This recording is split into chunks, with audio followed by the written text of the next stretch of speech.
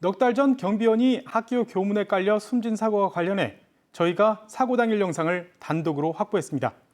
CCTV 영상에는 주민 2명이 교문을 흔들자 교문이 파손되는 모습이 담겨 있는데요. 경찰은 시설물 관리를 제대로 안 해 사고가 난 것으로 보고 교장과 교직원을 검찰에 송치했는데 학교 측은 이 영상을 근거로 교문을 흔든 게 사고의 원인이라고 반박하고 있습니다. 이초원 기자가 보도합니다. 지난 6월 24일 새벽 청주의 한 고등학교 정문입니다. 한 주민이 잠겨있는 교문을 10초간 흔듭니다. 1분 뒤 다른 주민이 오더니 7초간 다시 문을 흔듭니다. 운동을 하러 왔다 문이 잠겨있자 주민들이 흔들어 본 겁니다. 영상을 자세히 보면 문을 흔드는 과정에서 오른쪽 문이 내려앉는 것이 보입니다. 10분 뒤 당직 경비원이 교문을 열러 왔는데 고장난 문이 열리지 않습니다. 체중을 실어 5분간 문 여닫기를 반복하자 갑자기 문이 쓰러져 경비원을 덮쳤고 병원으로 옮겨졌지만 2시간 만에 숨졌습니다. 넉 달간 수사를 벌인 경찰은 해당 학교 교장과 행정실장 등 직원들이 시설 점검을 소홀히 해 사고가 난 것으로 보고 교직원 4명을 업무상 과실치사 혐의로 검찰에 넘겼습니다.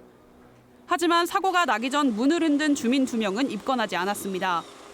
경찰 관계자는 주민이 사고가 날 것을 예견해서 한 행동이 아니고 주의를 다할 의무도 없다면서 시설을 안전하게 관리 점검하는 것과 유지 보수하는 것은 모두 학교의 책임이라고 밝혔습니다.